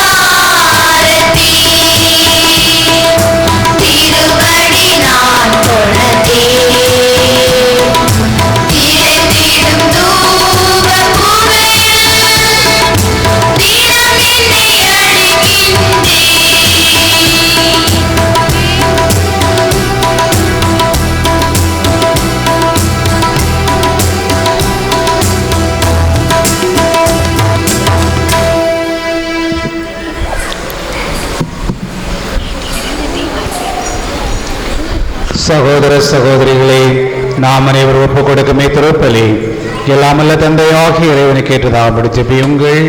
ஆண்டவர் தம் திருப்பேரின் புகழ்ச்சிக்காகவும் மகிமைக்காகவும் தமது நன்மைக்காகவும் தமது பரிசுத்த திருச்சபையின் அனைத்து நலன்களுக்காகவும் உமது கையில் திருப்பலியை ஏற்றுக்கொள்வாராக. எல்லாமல்ல இறைவா, எங்கள் பாதுகாவலர் ஞான பிரகாசியாரை பின்பற்றி நாங்கள் கலப்பற்ற அன்பாகிய திருமணாடை அணிந்து இந்த நற்கரணை கொண்டாடில் பங்கு பெற செய்தருளும். இதனால் உம்முடைய அருள் வந்து எங்கள் செல்வமாக பெற்றுக்கொள்ள அருள் புரிய வேண்டும் என்று எங்கள் ஆண்டவராகிய கிறிஸ்து வழியாக உம்மை மன்றாடுகின்றோம்.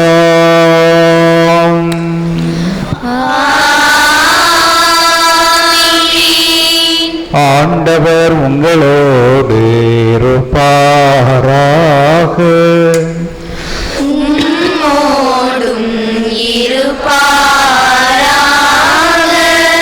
இதயங்களை ஆண்டவரிடம் எழுப்புங்கள்.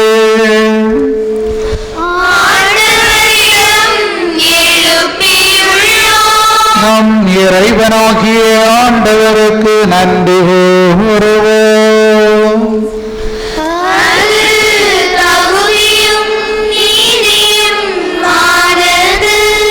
ஆண்டவரே, பரிசுத்த தந்தை, எல்லாம் வல்ல நித்திய இறைவா, எங்கள் ஆண்டவராகிய கிறிஸ்து வழியாக என்னாலும் இவ்விடத்திலும் நாங்கள் உமக்கு நன்றி செலுத்துவது மெய்யாகவே தகுதியோ நீதியோமாகும். எங்கள் கடமையும் மீட்புக்குரிய செயலுமாகும். ஏனெனில் புனரேந்திர கொடுத்த நீர் தாமை புகழ் பெறுகின்றீர். அவர்களின் பெயர் விலங்குக்கு ஏற்ப நீர் அவர்களுக்கு வெற்றி வாகை சூட்டும் போது உம்மருள் குடைகளுக்கு மணிமுடி சூட்டுகின்றீர். எங்கள் பாதுகாவலர் ஞான பிரகாசாரிய புண்ணிய வாழ்க்கை எங்களுக்கு எடுத்துக்காட்டாகவும் அவருடைய தோழமை எங்களுக்கு நட்புறவாகவும் வேண்டுதல் பேராதரவாகவும் இருக்க நீர் எங்களுக்கு அருளுகின்றீர். புனித வாழ்வுக்கு சிறந்த சாட்சிகளாக திகழும் புனிதர்களால் நாங்கள் மன உறுதி பெற்று வாழ்க்கை போராட்டத்திலே தளர்வுறாது நிலைத்து நின்று கிடைத்தற்கரிய மகிமையினுடைய புனிதர்களோடு எங்கள் ஆண்டவராகிய கிறிஸ்து வழியாக பெற்று மகிழ்வோமாக. ஆகவே தூதராதி தூதரோடும் திரளான புனிதரின் அணிகளோடும் சேர்ந்து நாங்கள் உமக்கு புகழ்ச்சி பண்ணி செய்து முடிவின்றி ஆர்ப்பரித்து சொல்வதாவது: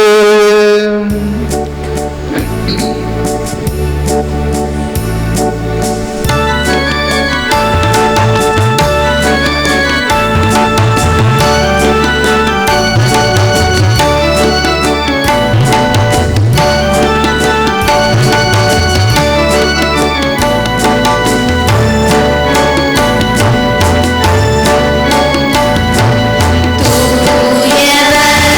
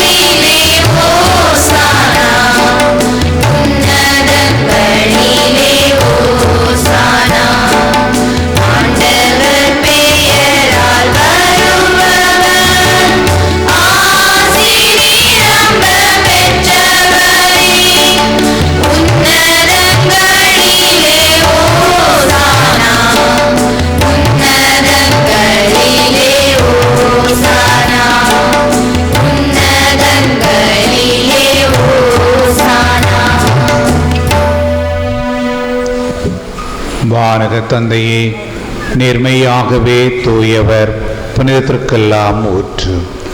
ஆகவே உம்முடைய தூய ஆவியை பொழிந்து இக்காணிக்கைகளை புனிதப்படுத்த வேண்டும் என உம்மை மன்றாடுகின்றோம்.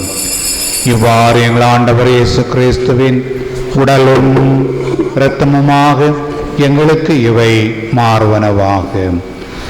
அவர் பாடுபட மனமு வந்து தம்மை கையளித்த போது அப்பத்தை எடுத்து நன்றி செலுத்தி அதை பிட்டு தம் சிடலுக்கு அளித்து கூறியதாவது: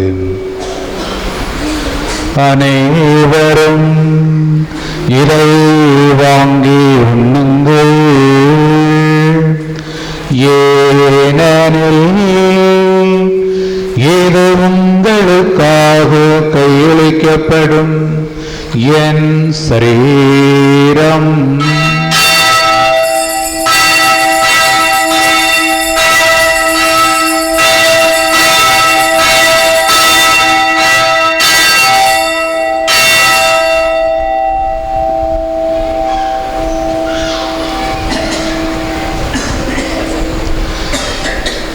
அவ்வண்ணமே உணவருந்தியபின் கிண்ணத்தை எடுத்து நன்றி செலுத்தி தம் சிடலுக்கு அளித்து அவர் கூறியதாவது: அனைவரும் இதை வாங்கி பருகுங்கள், ஏனெனில் இது புதிய நித்திய உடன்படிக்கைக்கான என் இரத்தம். இது பாவ மன்னிப்புக்கென்று உங்களுக்காகவும் எல்லாருக்காகவும் சிந்தப்படும். இதை என் நினைவாக செய்யுங்கள்.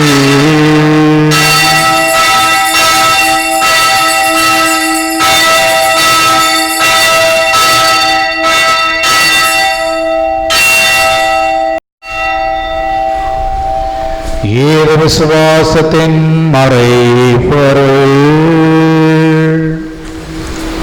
ஆண்டவரே தேவரே வருமளவும் உமது மரணத்தை அறிக்கையிடுகின்றோ,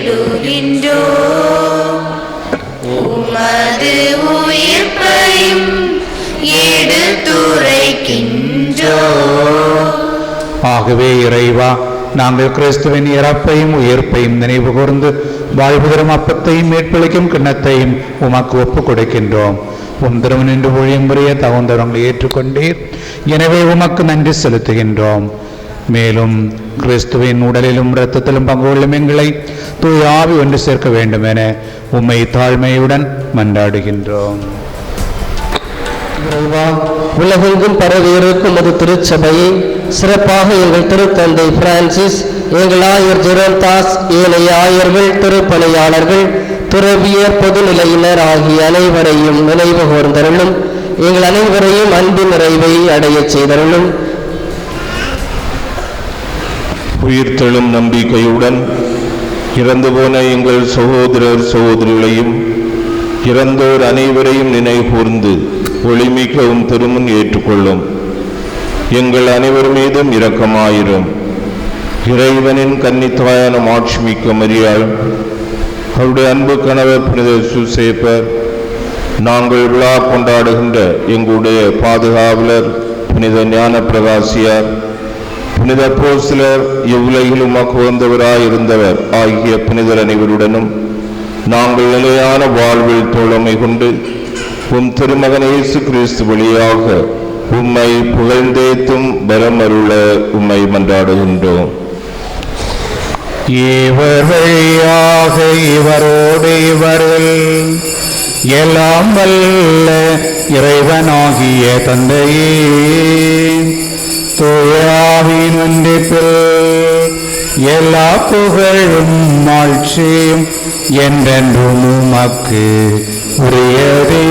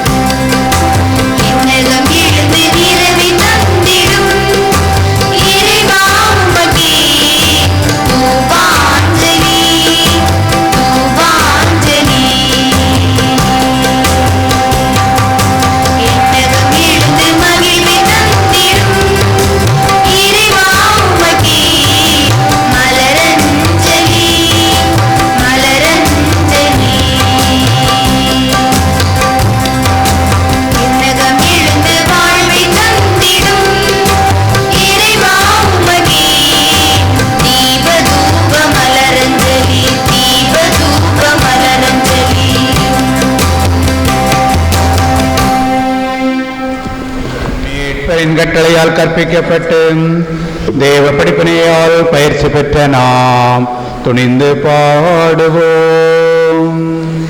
பரலோகத்தில் இருக்கிற எங்கள் பிதாவே, உம்முடைய நாமம் அர்ச்சிக்கப்படுவதாக. உம்முடைய ராஜ்யம் வருக. உம்முடைய சித்தம் பரலோகத்தில் செய்யப்படுவது போல பூலோகத்திலும் செய்யப்படுவதாக. எங்கள் அனுதின உணவை எங்களுக்கு இன்று அளித்தருளும். எங்களுக்கு தீமை செய்தவர்களை நாங்கள் பொறுப்பது போல எங்கள் பாவங்களை பொறுத்தருளும். எங்களை சோதனையில் விழவிடாதேயும், தீமையிலிருந்து எங்களை ரட்சித்தருளும். ஆண்டவரே, தீமை ஆணையத்திலிருந்தும் எங்களை விடுவித்து எங்கள் வாழ்நாளில் அமைதியை கவிழ்ந்தருள உம்மை மன்றாடுகின்றோம். உமது இரக்கத்தின் உதவியால் நாங்கள் பாவத்திலிருந்து எப்போதும் விடுதலை பெற்று யாதொரு கலக்கமும் இன்றி நலமாயிருப்போமாக. நாங்கள் நம்பியிருக்கும் பேரின்ப வாழ்வையும் எம்மேற்பராகிய இயேசு கிறிஸ்துவின் வருகையையும் மகிழ்ச்சியுடன் எதிர்பார்த்திருக்கின்றோம். ஏனெனில் அரசும் வல்லமையும் மாட்சியும் என்றென்றும் உமதே. ஆண்டவராகிய இயேசு கிறிஸ்துவே, அமைதியை உங்களுக்கு விட்டு செல்கின்றேன், என் சமாதானத்தை உங்களுக்கு அளிக்கிறேன் என்று உம் அப்போஸ்தலர்களுக்கு மொழிந்தீரே. எங்கள் பாவங்களை பாராமல் உமது திருச்சபையின் விசுவாசத்தையே கண்ணோக்கி அதற்கு சமாதானத்தையும் ஒற்றுமையும் தந்தருள திருவிழம் கொள்வீராக. என்றென்றும் வாழ்ந்து ஆட்சி செய்கின்றவர் நீரே.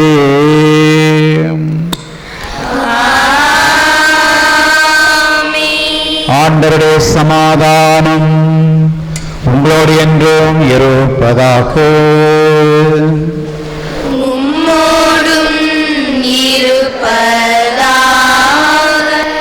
ஒருவருக்கொருவர் சமாதானத்தை அறிவித்துக் கொள்வோம்.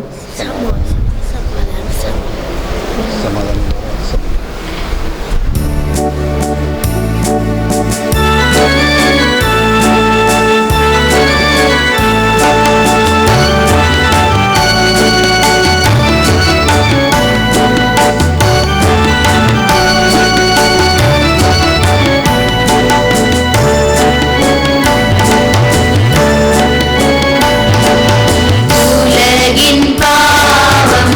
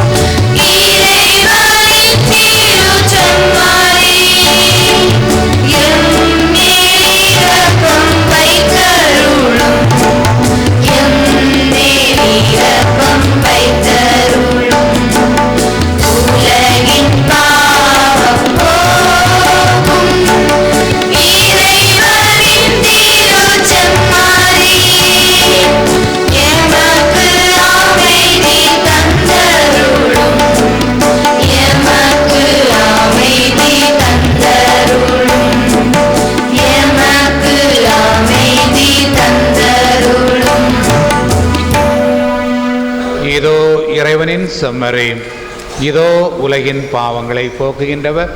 செம்மறி விருந்துக்கு அழைக்கப்பெற்ற நாம் அனைவருமே பேறு பெற்றவர்கள். தேவரீர் என்னிடம்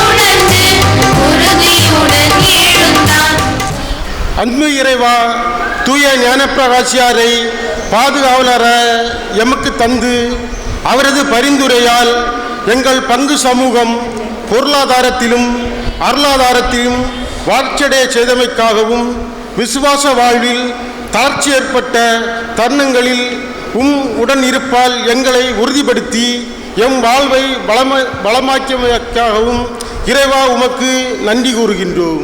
நன்றி இறைவா, நன்றி. நன்றி நன்றி நல்ல தேவனே, நன்மை புரியும் வல்ல தேவனே.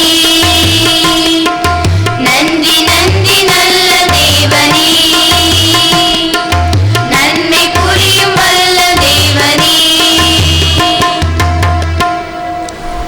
தாயும் தந்தையுமான இறைவா, நற்பணிகள் பல செய்யும் நோக்கோடும் புதிய சமூகம் படைக்கும் இறையாட்சி இலக்கோடும் எம் இளைஞர்களையும் பெரியவர்களையும் தூய அந்தோனியார் கத்தோலிக்க சேவா சங்கத்தின் பெயரால் ஒன்றிணைத்து உமது அரசின் பணிகளுக்காய் எங்களை முழுமையாக அர்ப்பணிக்கும் ஆர்வத்தையும் ஆசிரையும் பொழிந்தமைக்காக இறைவா உமக்கு நன்றி கூறுகின்றோம். நன்றி இறைவா, நன்றி. நன்றி நன்றி நல்ல தேவனே, நன்மை புரியும் வல்ல தேவனே. நன்றி நன்றி நல்ல தேவனே, நன்மை புரியும் வல்ல தேவனே. படைப்பின் பரம்பொருளே இறைவா, எம் விழா நாட்களிலே நல்ல கால சூழ்நிலையை தந்து ஒவ்வொரு நாளும் அருள் வாழ்வில் நாங்கள் வளர மறை அறிவை தந்து குடும்பங்களிலே சமாதானத்தை பொழிந்து ஆபத்துக்கள் விபத்துகளிலிருந்து எங்களை காத்து வரும் உமது கருணைமிகு செயலுக்காக இறைவா உமக்கு நன்றி கூறுகின்றோம். நன்றி இறைவா, நன்றி. நன்றி நன்றி நல்ல தேவனே, நன்மை புரியும் வல்ல தேவனே. நன்றி நன்றி நல்ல தேவனே, நன்மை புரியும் வல்ல தேவனே.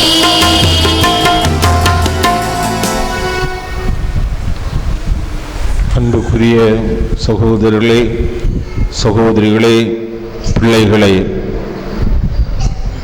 நம்முடைய பாதுகாவலர் ஞான பிரகாசியாரின் 8ஆம் திருவிழாவை கொண்டாடி மகிழ்ந்து கொண்டிருக்கின்றோம். இந்த நேரத்தில் உங்கள் அத்தனை பேருக்குமே எங்களுடைய அன்பான திருவிழா நல்வாழ்த்துக்கள். இன்று ஆலயத்தில் அதிகமான ஆண்கள் வந்து இறைவனை வழிபட்டதை பார்த்தோம். எவ்வளவு மகிழ்ச்சியாக இருக்கின்றது. இதற்கு அடிப்படை காரணம் நம்முடைய பங்கிலே நாம் ஆரம்பித்திருக்கின்ற புனித அந்தோனியார் கத்தோலிக்க சேவா சங்கம்.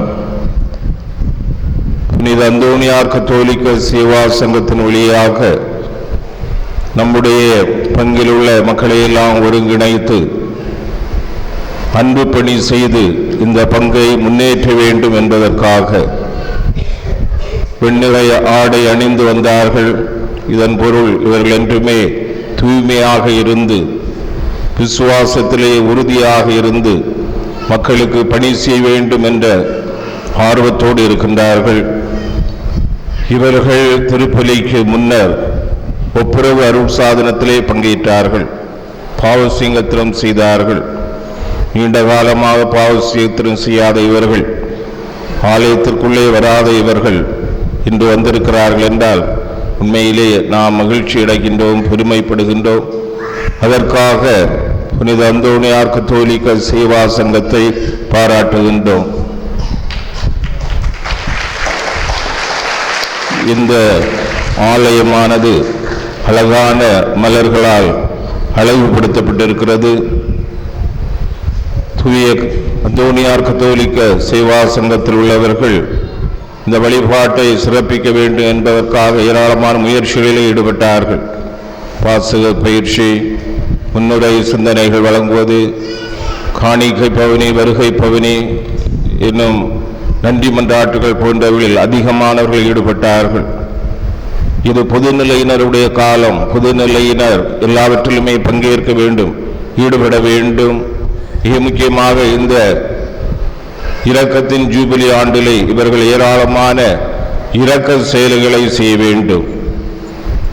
அந்தோனியார் கத்தோலிக்க சேவா சங்கத்தை எதற்காக நீங்கள் ஆரம்பிக்கிறீர்கள் என்று நான் கேட்டபோது அவர்கள் சொன்ன பதில் என்னவென்றால், இந்த பங்கில் உள்ள ஏழை எளியவர்களுக்கு நாங்கள் உதவி செய்ய விரும்புகின்றோம்.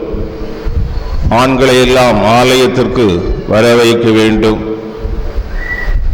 ஏராளமானவர்கள் வட்டி கடன்களிலும் இன்னும் அதிகமான கஷ்டங்களிலும் துன்பப்பட்டு கொண்டிருக்கிறார்கள். அவர்களுக்கெல்லாம் உதவி செய்ய வேண்டும் என்று சொன்னார்கள். மிக மகிழ்ச்சியாக இருந்தது. எனவே இவர்கள் இந்த அமைப்பை உருவாக்கி நற்பணிகள் செய்ய இருப்பதால் இவர்களை மீண்டும் நான் பாராட்டுகின்றேன். இவர்கள் இதன் தொடக்கத்தின் அடையாளமாக அதற்கான அடையாளத்தை அணிந்து கொண்டார்கள். அன்பார்ந்தவர்களே, நமது பங்கு தந்தை பாசமிகு சேசுரத்தினம் சுவாமி அவர்களுக்கு அந்தோனியார் கத்தோலிக்க சங்கம் சேவாக பொன்னாடை போட்டுகிறார்கள்.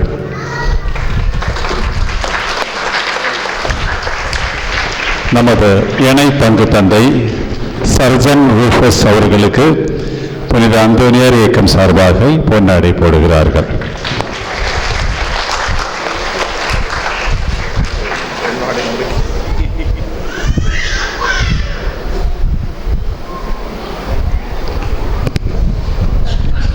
ஜெபிப்போமாக. எல்லாம் வல்ல இறைவா, நீர் எங்களுக்கு அளித்த திருவிரும்பினால் ஊட்டமிரு நாங்கள் உமக்கு நன்றி கூறுகின்றோம். பிணியாளர்களை பேணி பராமரிப்பதில் தம்முயிரை கொடுத்த புனித ஞான பிரகாசியாரை பின்பற்றி தியாகம் நிறைந்த உள்ளத்தோடு நாங்கள் உமக்கு ஊழியம் புரியவும் நற்செயல்களால் என்றும் உமக்கு நன்றிகளாய் வாழவும் அருள் புரிய வேண்டும் என்று எங்கள் ஆண்டவராகிய கிறிஸ்து வழியாக உம்மை மன்றாடுகின்றோம்.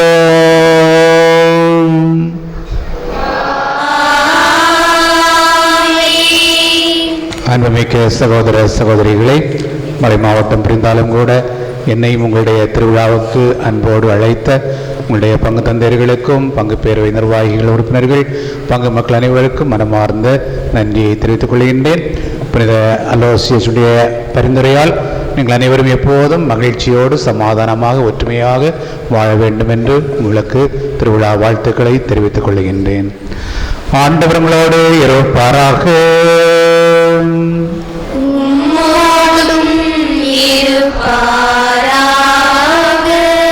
எல்லாம் வல்ல இறைவன் பிதாசுதன் பரிசுத்தாவி உணவரை ஆசீர்வதிப்பாராக.